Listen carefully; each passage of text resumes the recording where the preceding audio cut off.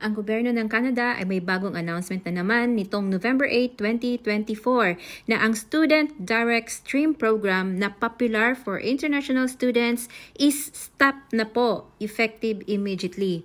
And IRCC will no longer extend students under this stream. Another stress na naman ito sa mga kababayan natin na maapektuhan. Kung ang application nyo is submitted before 2 p.m. ng November 8, ang application nyo ay ma-process pa ito under this stream. Pero kung ang study permit application made after this time, applications must be submitted under the standard study permit process. Medyo matagal-tagal ang regular na processing nito. Long wait ang mangyayari.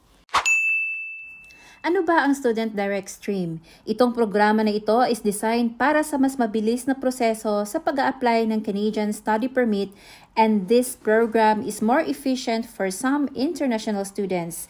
Nilaunch po ito noong 2018 at naging popular lalong-lalo na sa mga Indian international students dahil mas mabilis ito na paraan para makapasok sa bansa.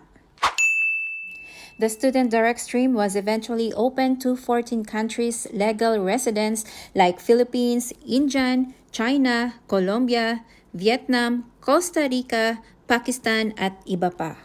Para po sa mga kababayan natin na gusto pa ding mag-Canada sa panahon ngayon, targetin niyo po yung tatlong sektor na ito: healthcare, agriculture, at construction. Itong tatlong sector na to ay hindi po affected sa mga pagbabago nangyayari ngayon dito sa Canada. Maraming salamat po sa pagpapanood. Pag nagustuhan niyo po ang video na to, click po natin ang subscribe button at click the notification bell para po ma-notify tayo sa mga susunod nating mga videos.